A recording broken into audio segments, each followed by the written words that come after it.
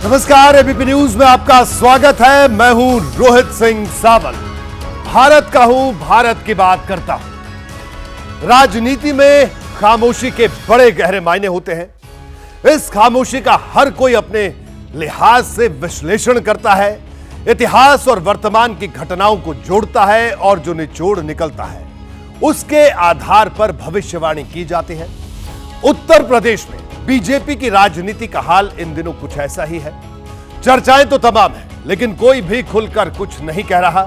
सारी बातें इशारों में हो रही हैं। आज मैं इन सियासी इशारों के पीछे की बड़ी बात आपको बताऊंगा। साथ ही बात करेंगे नेम प्लेट वाले विवाद की। सुप्रीम कोर्ट में यूपी सरकार ने अपने जवाब में कुछ ऐसी जानकारियां दी हैं जिसे सुनकर कई लोग चौंक सकते हैं। इसकी पूरी रिपोर्ट आपको दिखाऊंगा। बात पीएम मोदी के अग्निवीर वाले उस तीर की भी होगी जो सीधे करगिल से विपक्षी दलों पर छोड़ा गया। इसके बाद जो सियासत हुई वो भी देखने लायक है। और बात इंडिया गठबंधन की उस रणनीति की भी करेंगे जिसके साथ ममता बनर्जी ने बड़ा खेला कर दिया है।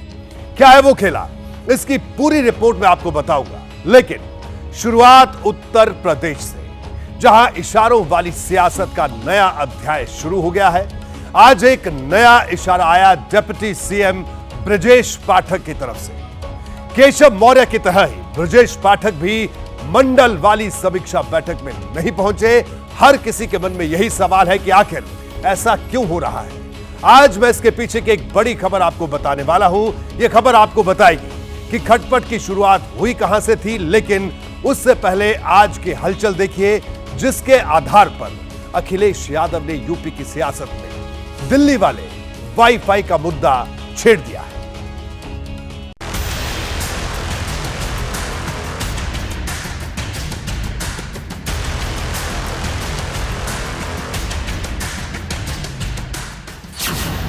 उत्तर प्रदेश में बीजेपी के 3 बड़े नेता, एक मुख्यमंत्री और 2 डिप्टी सीएम, ये तीनों इस वक्त दिल्ली में मौजूद हैं। लेकिन दिल्ली जाने से पहले लखनऊ में एक नया सवाल छोड़ आए, जिसके बाद खटपट वाली कहानी एक कदम आगे बढ़ गई। कि कुछ लोग मोहरा बन गए हैं। वो मोहरा हैं, दिल्ली के वाईफाई के वो पासवर्ड हैं। एक बड़ा चुनाव खत्म हो चुका है और दूसरा बड़ा चुनाव आने में अभी 2 साल से ज्यादा का वक्त है। फिर यूपी की सियासत में दिल्ली वाले वाईफाई की बात क्यों होने लगी, वजह समझिए। बीते कुछ दिनों से मुख्यमंत्री की तरफ से आयोजित बैठक में कोई भी डिप्टी सीएम नहीं पहुंच रहा। गुरुवार को जब प्रयागराज मंडल की बैठक हुई तो उसमें केशव प्रसाद मौर्य नहीं पहुंचे, और शुक्रवार को जब लखनऊ मंडल की बैठक हुई तो उसमें ब्रजेश पाठक नहीं पहुंचे। ऐसा भी नहीं कि समीक्षा बैठक के लिए न्योता नहीं भेजा गया था। ये चिट्ठी देखिए, 37 नंबर पर ब्रजेश पाठक का नाम लिखा है और साथ में यह भी लिखा है कि वो लखनऊ कैंट से विधायक है। ऐसे में बैठक में शामिल हो, लेकिन जिस तरह केशव प्रसाद मौर्य ने लखनऊ में होने के बावजूद बैठक से किनारा किया, उसी राह पर ब्रजेश पाठक भी आगे बढ़ गए। हालांकि बीजेपी के नेता अभी भी ऑल इज वेल वाली लाइन दोहरा रहे हैं। इसमें सारे मंत्री, सारे सांसद, एमएलसी, सारे विधायक, सब पाठक मंत्री हुए यहाँ से, तो सब लोग रहेंगे। प्रयागराज मंडल की बैठक थी, केशव मौर्य नहीं थे। आज लखनऊ मंडल की है, ब्रजेश पाठक भी नहीं पहुंच रहे। हो सकता है उनको कोई कार्य में व्यस्त हो, किसी जिम्मेदारी दी गई है। संगठन और सरकार तालमेल बहुत बढ़िया है। 7-7.5 साल हो चुके हैं और अगले भी कई सालों तक ये सरकार चलने वाली है। यूपी बीजेपी में चल क्या रहा है ये जानता तो हर कोई है, लेकिन कहना कोई नहीं चाहता। मुद्दा संगठन बनाम सरकार से शुरू हुआ और बात यहां तक पहुंच गई। अब पार्टी के भीतर एक और गणित देखिए। मुख्यमंत्री से मुलाकात के बाद कुछ विधायक डिप्टी सीएम केशव प्रसाद मौर्य से मिलने पहुंच गए। इस बैठक में केशव प्रसाद मौर्य ने कहा कि 2017 के फॉर्मूले के तहत 2027 का चुनाव लड़ना है। यानी घाव पुराना है जो नए दर्द के रूप में सामने आ रहा है। अगर ऐसा ना होता तो केशव मौर्य बार बार 2017 की बात ना करते। 2017 का जिक्र इस वजह से अहम है क्योंकि तब पार्टी ने किसी को भी मुख्यमंत्री का चेहरा नहीं बनाया था। योगी आदित्यनाथ का नाम दूर दूर तक कहीं नहीं था। अब बीजेपी के अंदर मचे घमासान पर अखिलेश ने फिर नया तराना छेड़ दिया। कि कुछ लोग मोहरा बन गए हैं। वो मोहरा हैं, दिल्ली के वाईफाई के वो पासवर्ड हैं। अखिलेश यादव कहना तो बहुत कुछ चाहते हैं, लेकिन अभी रुके हुए हैं। इशारों इशारों में कभी मॉनसून ऑफर देते हैं तो कभी विंटर डिस्काउंट देने की बात करते हैं, और हर तंज पर केशव मौर्य का पलटवार भी आता है। इस बार उन्होंने लिखा, कांग्रेस का मोहरा बन चुके सपा बहादुर श्री अखिलेश यादव जी भाजपा को लेकर गलतफहमी पालने, अति पिछड़ों को निशाना बनाने, अपमान करने की जगह सपा को समाप्त होने से बचाने पर ध्यान दें। भाजपा 2027 में 2017 दोहराएगी। कमल खिला है, खिलेगा, खिलता रहेगा। हमारे राष्ट्रीय अध्यक्ष जी ने मानसून ऑफर दे रखा है, 100 लाओ सरकार बनाओ। देखिए, केजरीवाल साहब तो पहले ही कह के गए थे कि 2 महीने में योगी जी हटा दिए जाएंगे, और इसलिए आज वहां पे जो कुछ हो रहा है ये बगैर मोदी के इशारे के संभव ही नहीं है। लखनऊ से जो तस्वीर सामने आनी थी वो आ चुकी है। अब बारी दिल्ली की। कल नीति आयोग की बैठक होने वाली है। उसमें 28 जुलाई को बीजेपी शासित राज्यों के मुख्यमंत्री और डिप्टी सीएम की बैठक होगी। यानी मामला केंद्रीय नेतृत्व के सामने होगा, और उससे पहले भूपेंद्र चौधरी का एक अहम बयान आया है। सीएम बदलने की चर्चाएं चल रही है, उसको लेकर नहीं, ऐसा कुछ नहीं। सीएम बदलने की चर्चाएं चल रही है, उसको लेकर नहीं, ऐसा कुछ नहीं। यूपी की सियासत में कई सवाल सुलग रहे हैं, और अगर ना सुलगते तो ना तो ऐसे बयान आते और ना ही ऐसे हालात बनते। खैर, इंतजार सिर्फ कुछ घंटों का है। ये मामला खत्म होगा या और बढ़ेगा, ये 2 दिनों में तय हो जाएगा। देखिए, मुख्यमंत्री योगी आदित्यनाथ कुछ देर पहले ही दिल्ली पहुंचे हैं। जाहिर है वो अपनी तरफ से पूरा होमवर्क करके आए होंगे। प्रधानमंत्री मोदी के अलावा अमित शाह और जेपी नड्डा से भी उनकी मुलाकात हो सकती है। अब मैं आपको बताता हूं कि इस हलचल के पीछे की बड़ी वजह क्या है। दरअसल यह मामला जुड़ा है साल 2022 से, जब योगी आदित्यनाथ के नाम और काम पर यूपी में दोबारा बीजेपी की सरकार बनी थी। विधानसभा चुनाव जीतने के बाद यूपी में तीनों नेताओं के बीच 25-25 जिलों का फॉर्मूला बना था, यानी 25 जिले सीएम योगी के पास, 25 जिले केशव मौर्य और 25 जिले ब्रजेश पाठक के पास। इस फॉर्मूले के तहत तीनों नेताओं को अपने अपने जिलों में विकास कार्यों की निगरानी करनी थी, यानी 25-25 जिलों में विकास कार्यों की निगरानी। तीनों नेता अपने अपने प्रभार वाले जिलों में विकास कार्यों का निरीक्षण भी कर रहे थे। मंडल के हिसाब से देखा जाए तो यूपी में 18 मंडल हैं और तीनों नेताओं के पास 6 मंडल के विकास कार्यों की समीक्षा की जिम्मेदारी थी। अब आते हैं समीक्षा बैठक पर, क्योंकि 6 मंडल वाली कहानी ही इस विवाद की असली वजह बताई जा रही है। आज लखनऊ मंडल की बैठक के साथ ही सीएम योगी आदित्यनाथ ने सभी 18 मंडलों की समीक्षा बैठक पूरी कर ली। इसमें कई मंडल ऐसे हैं जिनका प्रभार या तो केशव प्रसाद मौर्य के पास था या ब्रजेश पाठक के पास, लेकिन सूत्र बता रहे हैं कि इन मंडलों की समीक्षा बैठक में किसी डिप्टी सीएम को नहीं बुलाया या वो नहीं आए।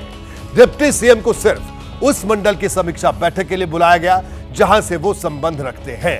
अब सूत्र यह भी बता रहे हैं कि दोनों डिप्टी सीएम को यह फैसला ठीक नहीं लगा और यही कारण है कि दोनों डिप्टी सीएम समीक्षा बैठक में शामिल नहीं हुए।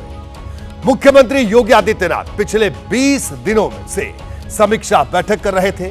7 जुलाई को देवीपाटन और अयोध्या मंडल की बैठक के साथ ही इसकी शुरुआत हुई। इन बैठकों में जो क्षेत्र के विधायक और सांसदों के साथ साथ विधान परिषद के सदस्य भी पहुंचे थे। सभी जनप्रतिनिधियों ने अपने अपने क्षेत्र की समस्याओं के बारे में मुख्यमंत्री को बताया। सभी जनप्रतिनिधियों ने खुलकर अपनी बात रखी और मुख्यमंत्री ने भी सभी जनप्रतिनिधियों को निर्देश दिया है कि वो क्षेत्रीय विकास के लिए नई रणनीति तैयार करें। लोकसभा चुनाव के नतीजों के बाद यह बैठक काफी अहम मानी जा रही है और सीएम योगी ने इस बैठक के जरिए बहुत से इशारे भी दिए हैं। सीएम योगी ने इस बात पर जोर दिया है कि विधायक और सांसद ऐसे मुद्दों पर जनता के बीच अपना पक्ष रखें जिस पर विपक्षी दल भ्रम फैलाने की कोशिश कर रहे हैं। मुख्यमंत्री ने सभी विधायक और सांसदों से कहा है कि वो अभी से ही विधानसभा चुनाव की तैयारी में जुट जाए। उनका यह बयान भी बहुत कुछ इशारा करता है।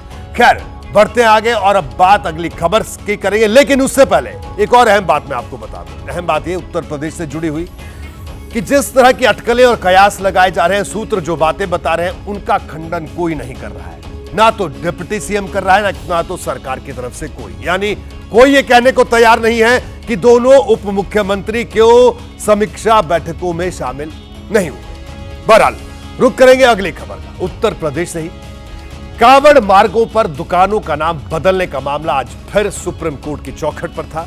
आज यूपी सरकार की तरफ से सुप्रीम कोर्ट में जवाब पेश किया गया, लेकिन सर्वोच्च अदालत ने साफ कह दिया कि जो अंतरिम आदेश दिया गया है वो फिलहाल लागू रहेगा, यानी अब कांवड़ यात्रा समाप्त होने तक दुकानों के नाम बदलने वाली गुंजाइश खत्म हो गई है। लेकिन सुप्रीम कोर्ट में यूपी सरकार ने जो जवाब दाखिल किया उसमें कई रोचक जानकारियां निकलकर सामने आई है। देखिए ये खास रिपोर्ट।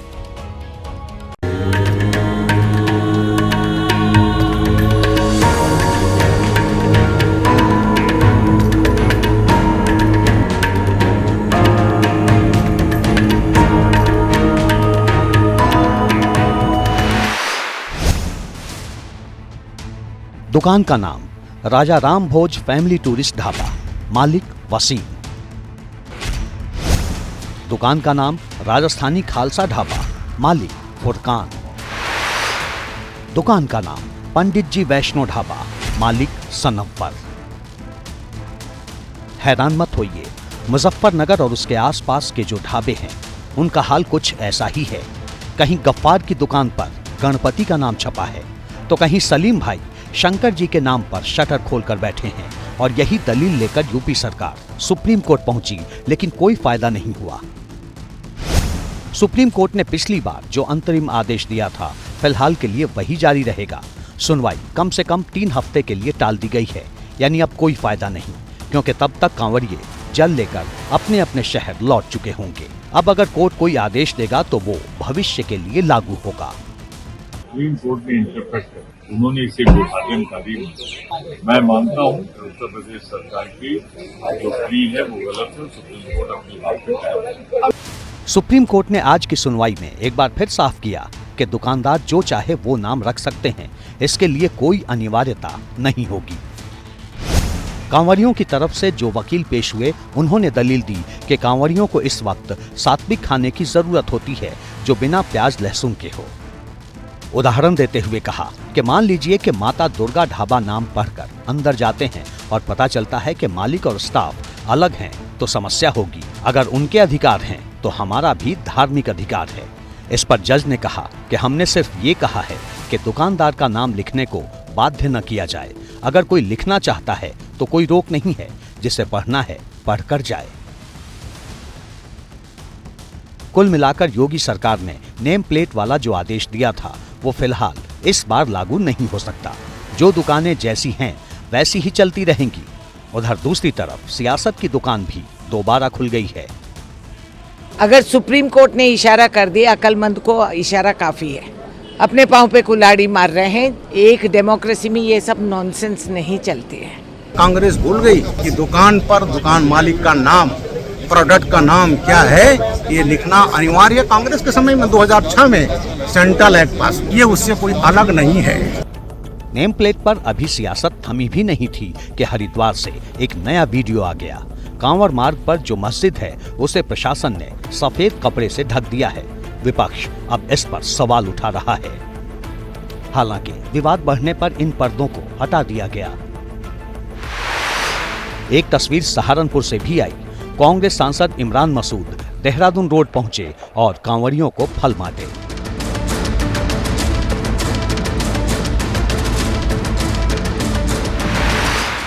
कहीं सौहार्द है तो कहीं सियासत।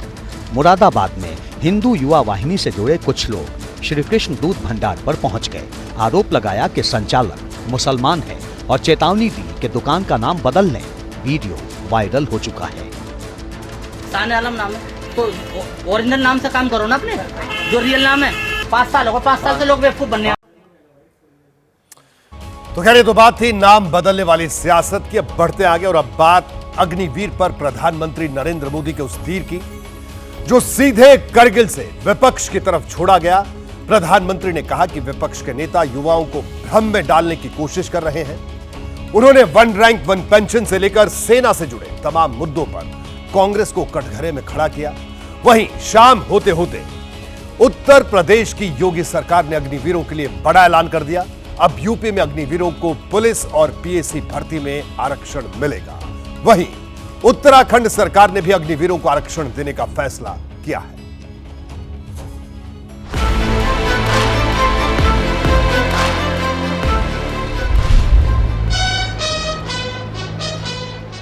मौका करगिल विजय दिवस का था। पीएम मोदी लद्दाख के द्रास सेक्टर पहुंचे, शहीदों को श्रद्धांजलि दी।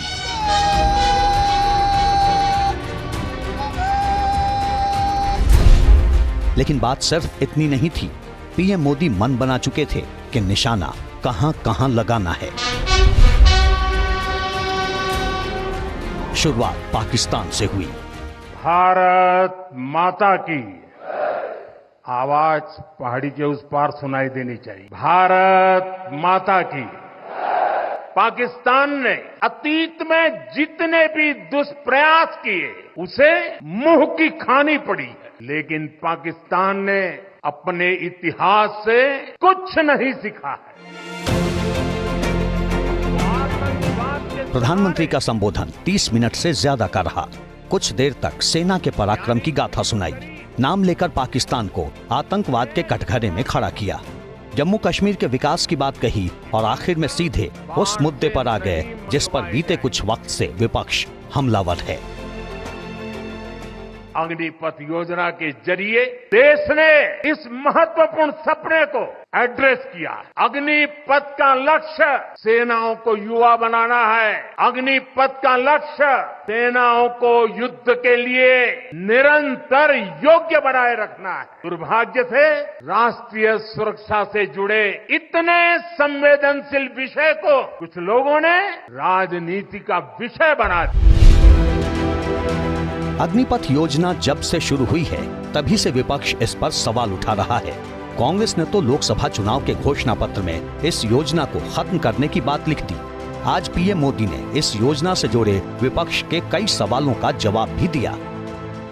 मैं तो हैरान हूं, कुछ लोगों की समझ को क्या हुआ। ऐसा भ्रम फैला रहे हैं कि सरकार पेंशन के पैसे बचाने के लिए ये योजना लेकर आई। उसको पेंशन देने की नौबत 30 साल के बाद आई, और तब तो मोदी 105 साल का हुआ होगा, और तब न भी मोदी की सरकार होगी। क्या मोदी जब 105 साल का होगा, 30 साल के बाद जो पेंशन बचेगा उसके लिए मोदी ऐसा राजनीतिक है जो आज गाली खाएगा? क्या तर्क दे रहे हैं? अग्निपथ योजना का जिक्र पीएम मोदी ने लद्दाख के द्रास से किया और सियासत दिल्ली में सुलग उठी।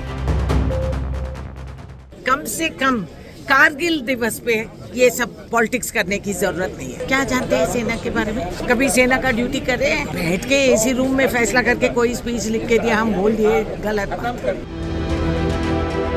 साफ है पीएम मोदी के तर्कों के बाद भी कांग्रेस को इस योजना में 72 छेद नजर आ रहे हैं। पीएम मोदी ने अपनी बात तो रख दी, लेकिन जब इस पर सियासत का नया पन्ना खुला तो जवाब में कोई अपने परिवार को ले आया तो कोई पड़ोसी को।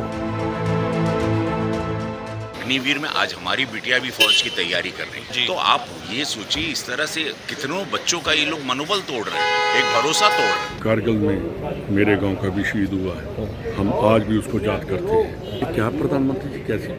तो चलिए बढ़ते आगे। ममता बनर्जी किसके साथ हैं और किसके खिलाफ, कई बार यह समझना बेहद मुश्किल हो जाता है। ममता बनर्जी ने तय किया कि वो कल नीति आयोग की बैठक में शामिल होंगी, जबकि कांग्रेस समेत इंडिया गठबंधन के कई दलों ने नीति आयोग की बैठक का बायकॉट किया है।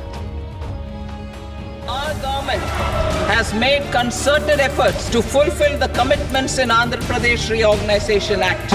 Medical colleges and sports infrastructure in Bihar will be constructed. Budget में मोदी सरकार ने बिहार और आंध्र प्रदेश पर मेहरबानी की तो विपक्ष ने भेदभाव का आरोप लगाते हुए नीति आयोग की बैठक का बॉयकॉट करने का ऐलान कर दिया। शुरुआत कांग्रेस शासित राज्य कर्नाटक से हुई और ये रणनीति तेलंगाना, हिमाचल प्रदेश और सहयोगी दलों के राज्य केरल, तमिलनाडु से होते हुए पंजाब तक पहुंच गई। सबकी नजर पश्चिम बंगाल की मुख्यमंत्री ममता बनर्जी पर टिकी थी। सवाल था कि वो किधर जाएंगी, क्या इंडिया गठबंधन के साथ रहेंगी या फिर नई दिशा में चल पड़ेंगी। ममता बनर्जी ने कल तक इस सवाल पर सस्पेंस बरकरार रखा, लेकिन आज जैसे ही वो कोलकाता से दिल्ली के लिए रवाना हुई तो सारे सस्पेंस खत्म हो गए। ममता बनर्जी ने खुलकर कहा कि वो नीति आयोग की बैठक में न सिर्फ शामिल होंगी बल्कि बंगाल के साथ हुए भेदभाव के मुद्दे को भी उठाएंगी। Different party member is giving different type of statement to divide Bihar, to divide Bengal. To divide Bengal means divide our country India. We don't support this. সেই জন্য আমি মনে করি এই সিচুয়েশনে রেকর্ড অফ ভয়েস আমি জাস্ট যাচ্ছি voice